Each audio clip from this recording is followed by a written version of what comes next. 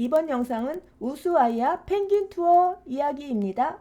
저는 현재 피라 투어 앞에 와 있습니다. 여행사 문 양옆으로 펭귄과 펭귄을 보는 사람들이 보이지요? 우수아이아 항구 쪽으로 가면 이 피라 투어 이외에도 주변에 많은 관광 상품을 판매하는 업체들이 있는데요. 피라 투어만 유일하게 펭귄 섬을 들어가서 펭귄과 함께 걸어볼 수 있는 투어를 판매하고 있습니다. 저 멀리 크루즈 선박도 보이죠? 사람들은 우수아이아 표지판 앞에서 사진을 찍고 있고요. 저도 한 컷 찍었습니다. 와, 저 럭셔리 크루즈는 언제 탈 수 있을까요? 남극 투어의 럭셔리 끝판왕이라고 하던데요. 타이타닉을 생각나게 하는 정말 멋진 크루즈입니다. 저는 멀리서 그냥 배만 감상하겠습니다. 피라투어에서 진행하는 오늘 투어는 버스를 타고 4시에 출발해서 마르티오 섬까지 가는 건데요. 배를 타고 비글 해협을 돌면서 빨간 등대를 보는 그 코스와는 다른 투어입니다. 저는 전날 우수아이아에 도착해서 숙소에 짐을 풀자마자 바로 이곳에 와서 예약했는데요. 이미 빨간 등대 가는 표는 다 매진되었더군요. 오늘 버스를 어디에서 타야 되는지 물어보기 위해 들어갔더니 직원분께서는 스페인어로 열심히 또 새로운 손님에게 이 상품을 설명하고 있더군요. 밖에서 버스를 기다리면 된다고 해서 저는 나와서 빨간 명찰을 찬 다른 사람들과 함께 기다렸고요. 버스는 이런 정도 사이즈였어요. 크지 않죠? 대형 버스는 아니었고요. 사람들 역시도 많지 않았습니다. 한 10여 명 내외에서 저와 함께 버스에서 내려 배를 타기 위해서 이동 중인 모습입니다. 버스 탑승 시간은 한 1시간 40분 정도였던 것 같아요. 여기 보이는 이 농장과 오늘 우리가 가게 되는 섬은 개인 사유지라고 하는데요. 유채꽃을 보니 우리나라 제주도 섬이 생각났습니다. 날씨가 좀 쌀쌀했는데요. 기온이 아마 2월 초 제주랑 비슷한 것 같아요. 또 루피너스 꽃이 참 많이 피어 있습니다. 앞으로 집에 돌아가서 루피너스를 볼 때마다 파타고니아가 생각나겠구나 싶습니다. 이 건물들은 뭐 하는데 쓰이는 걸까요? 아직 배는 안 온 것 같습니다. 주변이 정말 아름답습니다. 농장과 하늘과 바다 물 색과 모든 것이 아름답기만 한데 설마 저기 있는 저 배를 타고 가는 것은 아니겠죠? 작은 물고기잡이 배 같은데요. 으악!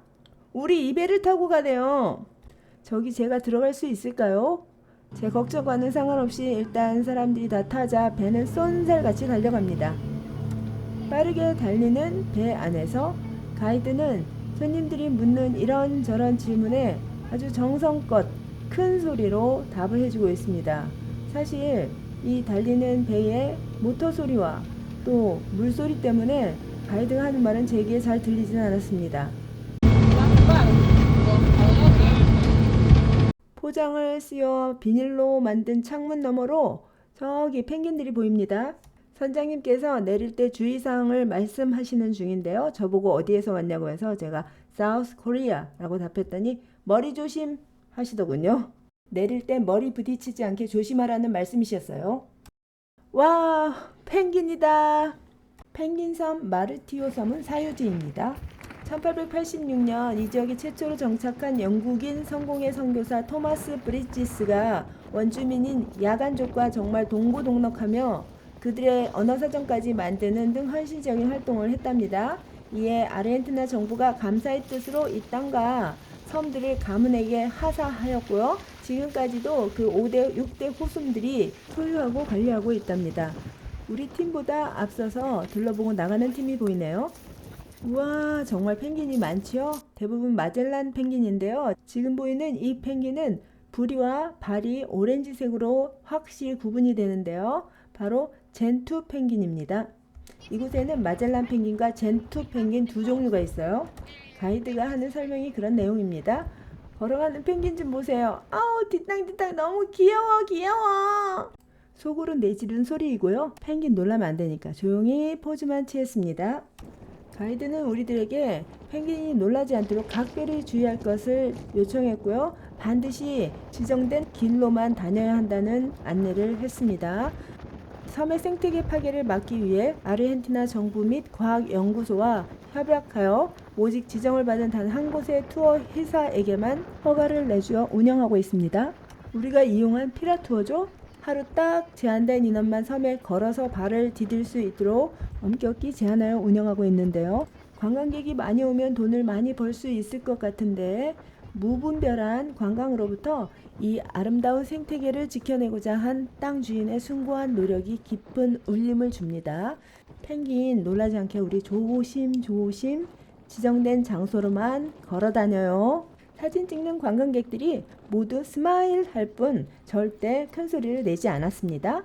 하루에 이 섬에 방문할 수 있는 인원은 20에서 40명이라는데요. 통상적으로 오전, 오후 한 팀씩만 관광객을 받지만 1, 2월 극성수기에는 긴 낮 시간과 넘치는 수요를 감당하기 위해 오후 4시경 출발하는 특별 추가팀을 편성 운영합니다. 저는 사전 예약 없이 운 좋게도 오후 4시 출발한 특별판을 이용한 것이지요. 우스와이아에 온 목적이 펭귄 보는 것이었는데 하마터면 못 볼 뻔했지 뭐예요. 여러분 사전 예약 잊지 마세요. 어머, 저기 나홀로 펭귄이 있습니다. 뭘 하려고? 수영하나? 아, 잠수를 하는군요. 마젤란 펭귄은 잠수를 하면 2분에서 5분까지 숨을 참을 수 있답니다. 그리고 때로는 100m 깊이까지도 잠수를 한다니 엄청난 잠수부지요. 아직도 물속에서 나오지 않은 펭귄 걱정 안 해도 되겠죠? 이곳을 매주 방문하여 연구하고 모니터링하는 생물학자들의 연구 결과에 따르면 피라투어가 엄격한 규칙, 예를 들면 가이드 동행이라든지 인원 제한, 소음 통제 등을 통해서 이 섬을 지키며 상륙 투어를 시작한 이후 오히려 마젤란 펭귄의 개체수가 늘어났다고 합니다. 펭귄들이 인간이 곁에 있으면 자기들의 무서운 천적, 예를 들면 스쿠와 도둑갈매기 이런 것들이 알이나 새끼를 훔치러 쉽게 접근하지 못한다는 것을 학습했기 때문이랍니다. 놀랍죠? 영리한 펭귄들 같으니라고 그걸 어떻게 알아챘을까요? 인간을 일종의 천적 차단용 울타리로 활용한 셈이잖아요. 이 펭귄 좀 보세요. 펭귄들이 좌우 고개를 흔들면서 왠지 호기심 있는 눈빛으로 우리에게 다가오면 우리와 사이좋게 지내려고 오는 게 아니랍니다. 내가 한번 공격해봐도 될까? 하면서 겁없이 달려오는 거니까 각별히 주의하랍니다. 펭귄들은 주로 봄철인 9월에서 10월에 짝짓기를 하고 새끼를 낳는다는데요. 제가 방문했던 2월 1일에는 이 새끼들이 이미 성체만큼 덩치는 컸어요. 그리고 바다로 나가기 전에 털갈이를 하는 시기라고 합니다. 펭귄들은 3주간 정말 지옥 같은 털갈이를 한다는데요. 펭귄은 모든 털이 한 번에 통째로 빠지는데요. 이 털이 다 빠질 때까지 절대로 바다에 들어갈 수 없답니다. 왜냐하면 방수가 되지 않고 체온 유지가 불가능하기 때문이라는데요. 털갈이가 끝날 때까지 바다에 들어갈 수 없으니 아무것도 먹지 못하면서 강제로 단식에 들어가야 되는 거죠. 지금 보시는 저의 이 사진들은 지난해 두바이에서 한국에 오셔서 모든 김치를 맛보셨다는 한 분께서 찍어주신 거예요. 그건 그렇고요. 펭귄들이 바닷가에 왜 이렇게 많이 널브러져 있나 했는데 그 궁금증이 해결되었습니다. 털갈이 중이라 아직 스스로 물고기 잡이를 나갈 수 없기 때문에 에너지를 절약해야 되는 거죠. 펭귄 다큐멘터리, 펭귄 드라마, 펭귄 영화 많이 봤지만 펭귄들에게 이렇게 고난의 시간이 있는지는 처음 알았네요. 방문객들은 열심히 펭귄을 배경으로 사진을 찍고 있고요. 이제 저 위로 갈 텐데 우리가 가야 할 길을 펭귄들이 걸어가고 있네요. 이 섬에는 마젤란 펭귄과 젠투 펭귄이 함께 공존하고 있습니다. 젠투 펭귄은 여기에서 정주하고 있고요. 마젤란 펭귄은 이주합니다. 계절 이동을 한다는 거지요. 종류가 다른 마젤란 펭귄과 젠투 펭귄이 한 곳에서 같이 서식하고 있는 게 정말 신기한데요. 마젤란 펭귄은 목에 검은색 2개의 줄이 보입니다. 이에 반해 젠투 펭귄은 부리와 발이 오렌지색에 가깝습니다. 마젤란 펭귄은 굴을 파서 둥지를 만들고 공동체 생활을 하고 있는데요. 젠투 펭귄은 탁 트인 공터나 완만한 언덕의 맨 땅에 주변에 조약돌이나 자갈을 둥글게 쌓아 올려 성벽 같은 둥지를 만들고 산답니다. 또한 이 두 펭귄은 서로 좋아하는 식단도 다르기 때문에 경쟁할 필요가 없어서 이렇게 공존할 수 있다는 것입니다. 마젤란 펭귄들이 모여 있는 곳으로 왔습니다. 여기 펭귄 좀 보세요. 이렇게 걸어오다가 갑자기 마주보고 부리를 콕콕콕콕 찍네요. 이런 행동은 왜 하는 것일까요? 제가 알아보니까요. 이것은 보이는 그대로 친밀감을 표현하는 행위일 수도 있고요. 친구에게 나 너하고 친하고 싶어 라고 하는 인사말일 수도 있고요. 혹은 아기 펭귄이 엄마 나 빨리 밥 주세요 배고파요 라고 조르는 표현일 수도 있답니다. 혹은 자기 영역에 침범한 상대에게 당장 나가라며 경고하는 펭귄의 매서운 생존 기술일 수도 있습니다. 상황에 따라 다양하게 해석이 되네요.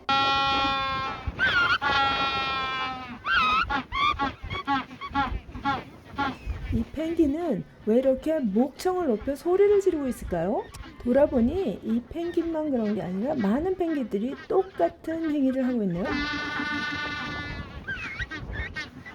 애들아, 나 좀 봐줄래? 라고 소리 지르는 것 같지 않나요? 아니, 애들은 또 왜 싸우는 것 같진 않고요. 친구 할 만한가 탐색전을 벌이나 봐요.